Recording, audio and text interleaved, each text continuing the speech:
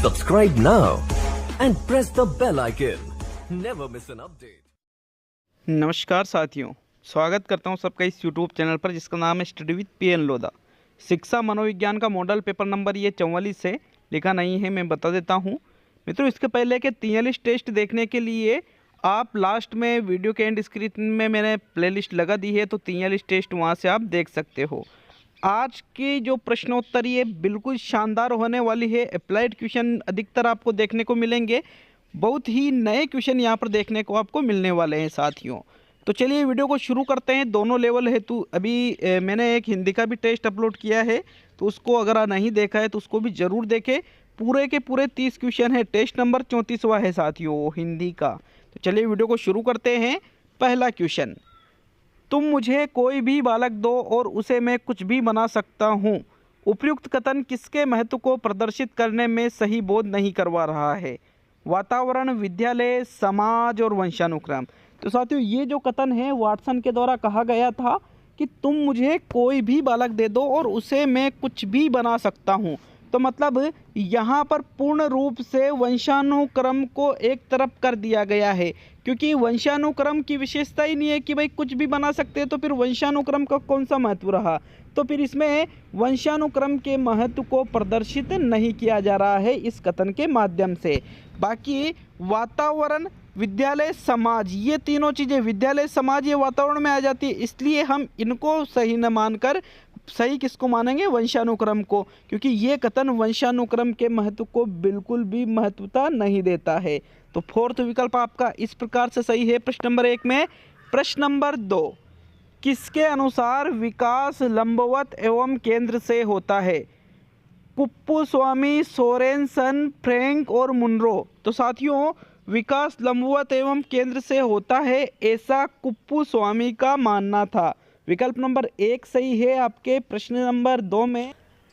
मित्रों, प्रश्न नंबर 3, गर्भधारण के साथ साथ यदि गर्भस्थ स्त्री तंबाकू एवं निकोटीन युक्त कोई पदार्थ का निरंतर सेवन करती है तो गर्भस्थ शिशु का मस्तिष्क आधा ही विकसित होता है, जन्म समय से पहले ही हो जाता है, शिशु अंधा, बहरा एवं मानसिक दुर्बलता के साथ पैदा होता है और इनमें से कोई नहीं।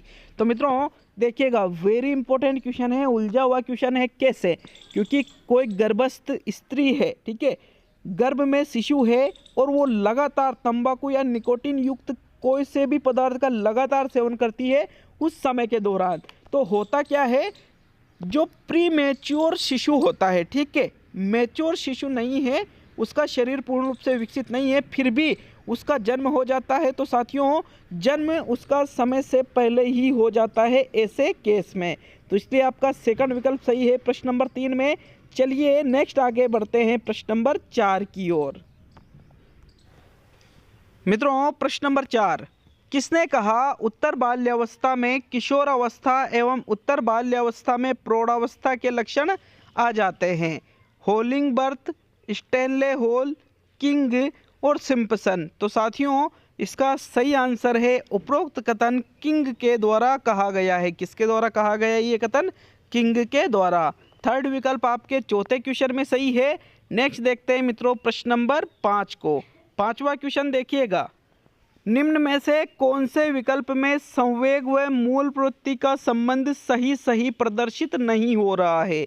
रचनात्मकता, कृतिभाव, युयुत्सा, क्रोध, शरणागति, करुणा, कामवृत्ति, वात्सल्य।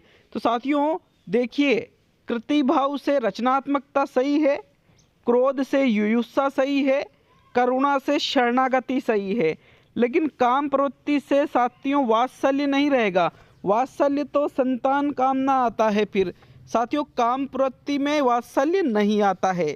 तो विकल्प नंबर आपका 4 सही प्रदर्शित नहीं हो रहा है मूल प्रवृत्ति और संवेगों से संबंधित, इसलिए ये आपका राइट आंसर है प्रश्न नंबर 5 में। चलिए आगे बढ़ेंगे प्रश्न नंबर 6 पर। भारतीय विद्वानों ने संवेगों को कितने भागों में वर्गीकृत किया है? 1, 2, 3 और 4। तो साथियों भारतीय विद्वानों के अनुसार संवेगों को 2 भागों में बांटा गया है। पहला आता है रागात्मक संवेग, दूसरा आता है द्वेषात्मक संवेग। ये दो प्रकार किसने बताए हैं? भारतीय विद्वानों ने। तो आपका यहाँ पर प्रश्न नंबर 6 में कौन सा विकल्प सही रहेगा साथियों? दूसरा विकल्प सही रहेगा। चलिए आगे बढ़ेंगे साथियों प्रश्न नंबर 7 पर। 7वां क्वेश्चन, अभिवृत्ति के संबंध में असत्य कथन है। पहला देखिएगा, अभिवृत्तियां जन्मजात व अर्जित दोनों होती है। दूसरा देखिएगा, अभिवृत्तियों का संबंध संवेगों तथा भावपक्ष से होता है। तीसरा देखिएगा, अभिवृत्ति के दो घटक होते हैं। और चौथा देखिएगा साथियों, अभिवृत्तियों में प्रेरणात्मक तत्व होते हैं। तो मित्रों राइट आंसर दीजिएगा कि यहाँ पर अभिवृत्ति के संबंध में कौन सा कथन असत्य है मित्रों। तो असत्य कथन की बात करें, देखिए अभिवृत्तियाँ कुछ जन्मजात भी होती है, अर्जित भी होती है, ये तो सत्य है। अभिवृत्तियों का जो संबंध है वो संवेगों और भावपक्ष से भी होता है। अभिवृत्तियों में प्रेरणात्मक तत्व भी होते हैं, लेकिन साथियों अगर हम बात करें अभिवृत्ति के घटक की, तो इसके दो घटक न होकर इसके 3 घटक होते हैं। ये ज्ञानात्मक, भावात्मक और क्रियात्मक, ये 3 घटक किसके साथियों? अभिवृत्ति के हैं। तो यहाँ पर आपका जो थर्ड विकल्प है वो आपका राइट आंसर है प्रश्न नंबर 7 में। तो आगे बढ़ेंगे अब 8वें क्वेश्चन की ओर। 8वां क्वेश्चन मित्रों, 8वां क्वेश्चन है, ये देखिएगा, अधिगम निर्योग्यता वाले शिक्षार्थियों द्वारा एक पूर्ण और उत्पादक जीवन जीने के अवसरों को बढ़ाने का सबसे सही तरीका है। इन बच्चों को अपने लक्ष्यों का निर्धारण करने के लिए प्रोत्साहित करना, इस तरह के छात्रों की कमजोरियों पर ध्यान केंद्रित करना, इस तरह के छात्रों से उच्च अपेक्षाएं बनाए रखना, विविध कौशलों और युक्तियों का शिक्षण करना जिससे सभी संदर्भों में लागू किया जा सकता है। तो मित्रों जो अधिगम निर्योग्य वाले शिक्षार्थी या बालक होते हैं वो पूर्ण उत्पादक जीवन जीने के अवसरों को बढ़ाने का सही तरीका है। तो साथियों लक्ष्यों का निर्धारण करने के लिए प्रोत्साहित करना, कमजोरियों पर ध्यान केंद्रित करना, उच्च अपेक्षा बनाए रखना, इन तीनों से ज़्यादा बेटर है विविध कौशलों और युक्तियों का शिक्षण करना जिसे सभी संदर्भों में लागू किया जा सके। क्योंकि मित्रों वो छात्र क्या है? अधिगम निर्योग्य है साथियों, मतलब अधिगम नहीं कर सकते, तो उच्च अपेक्षा तो उनसे आप बनाओगे नहीं, लक्ष्यों का निर्धारण करके प्रोत्साहित करोगे। भाई अधिगम ही नहीं कर पा रहे हैं तो इतनी उच्च नहीं, बल्कि जो विविध कौशल और जो युक्तियां हैं इनका शिक्षण करना जिसे सभी संदर्भों में लागू किया जा सकता है, यह आपका सबसे सही तरीका रहेगा। क्योंकि उत्पादक जीवन जीने के अवसर की बात की जा रही है। यहाँ पर देखिएगा, इन शब्दों को पकड़िए, उत्पादक जीवन जीने के अवसर। तो उत्पादक मतलब विविध कौशल, जब आप विविध युक्तियों का शिक्षण कराओगे, विविध कौशलों का शिक्षण कराओगे तो उनसे बिल्कुल कुछ चीज़ें सीखेंगे और कुछ चीज़ें बनाएंगे ताकि कुछ चीज़ें नई उत्पादित हो। इसलिए 101% चौथा विकल्प ही आपका इस क्वेश्चन में सही आंसर रहेगा। चलिए नेक्स्ट प्रश्न नंबर 9, वैलेंटाइन के अनुसार व्यक्तित्व है वातावरण के साथ सामान्य एवं स्थायी समायोजन, जन्मजात एवं अर्जित प्रवृत्तियों का योग, व्यक्ति की संपूर्ण विशेषताओं का योग और व्यक्ति के गुणों का योग। तो साथियों वैसे तो व्यक्तित्व की सभी परिभाषा सही दी गई है यहाँ पर, लेकिन विशेष रूप से किसी एक विद्वान के अनुसार पूछा है। किसके अनुसार? वैलेंटाइन के अनुसार व्यक्तित्व का अर्थ क्या होता है साथियों। तो मित्रों वैलेंटाइन ने बताया है कि व्यक्तित्व जन्मजात एवं अर्जित प्रवृत्तियों का योग होता है। आपका सेकंड विकल्प 9वें क्वेश्चन में सही है। चलिए आगे बढ़ेंगे प्रश्न नंबर 10 की ओर। 10वां क्वेश्चन है मित्रों, रेसिर्वियर ऑफ लिबिडो किसके लिए प्रयुक्त होता है? रेसिर्वियर है ये इड, ईगो, सुपर ईगो और सभी। तो साथियों रेसिर्वियर ऑफ लिबिडो इड के लिए प्रयुक्त होता है। इड का मतलब क्या होता है मित्रों? इदम होता है। रेसिर्वियर ऑफ लिबिडो, लिबिडो का अर्थ यहाँ पर काम प्रवृत्ति से लिया जाता है साथियों, काम शक्ति से लिया जाता है।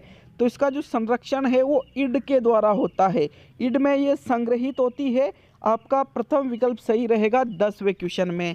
चलिए आगे बढ़ेंगे प्रश्न नंबर 11 पर। 11वां क्वेश्चन, निम्न में से कौन सी विशेषता व्यक्तित्व मापन की प्रक्षेपी विधियों की नहीं है?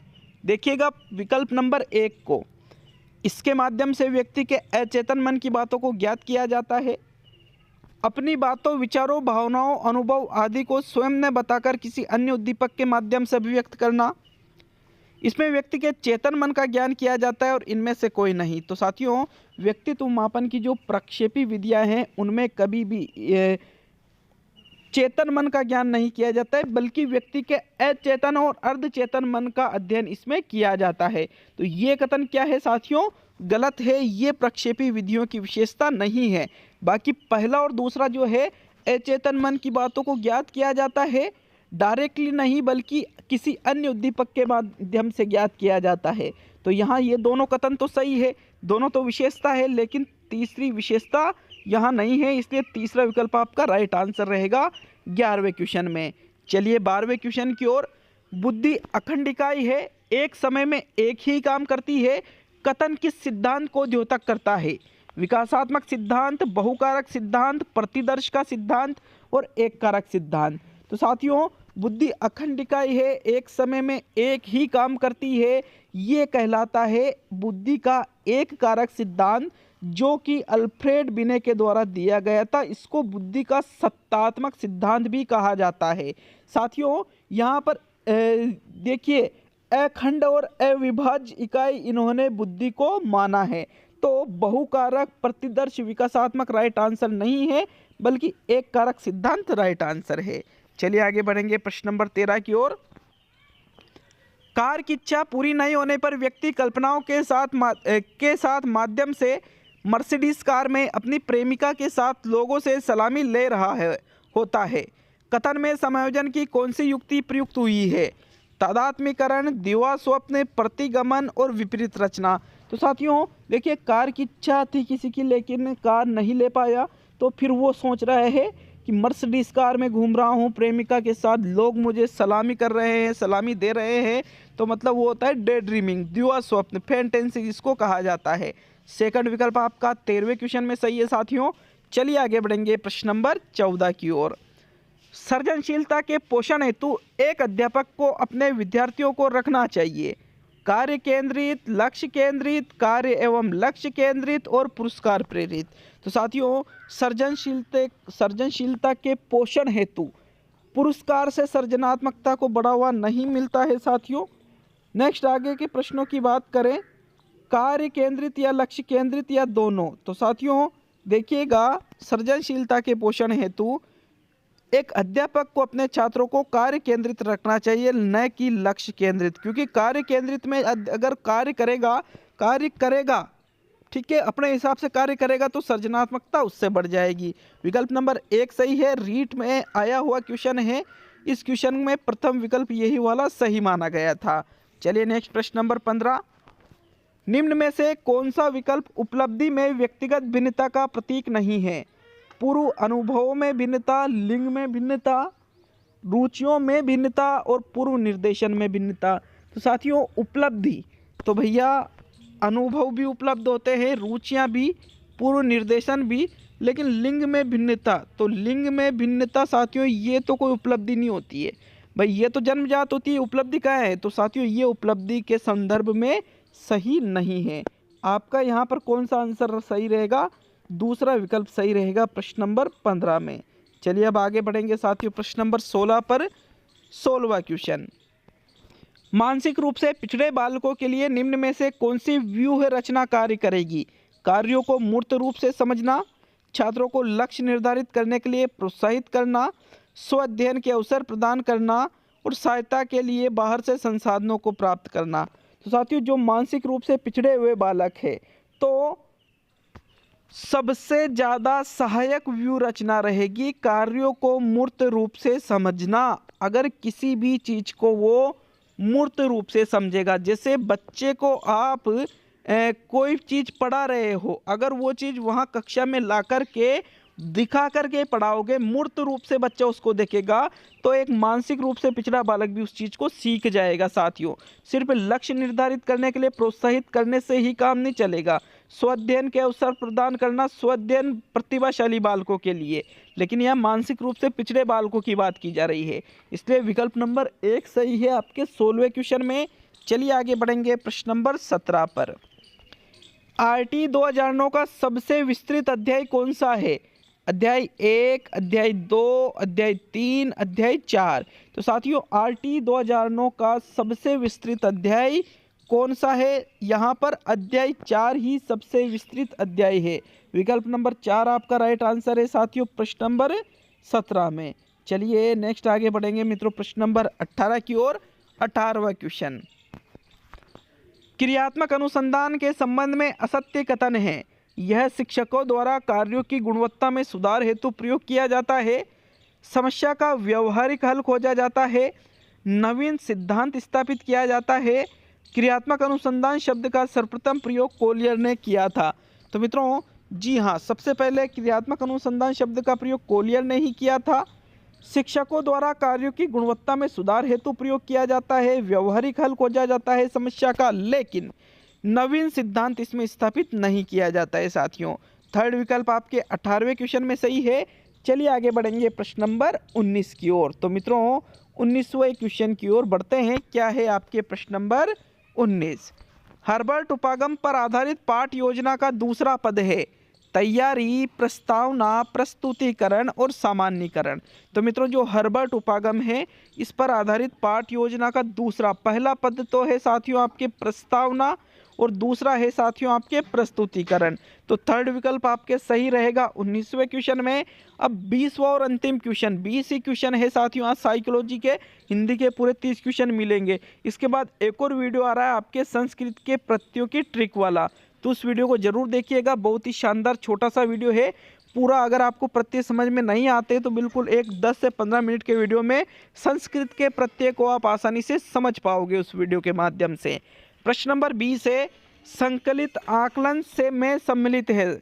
शिक्षण के दौरान किया जाने वाला आकलन, संपूर्ण निर्देशन कार्यक्रम के अंत में किया जाने वाला आकलन, दोनों सही है और इनमें से कोई नहीं।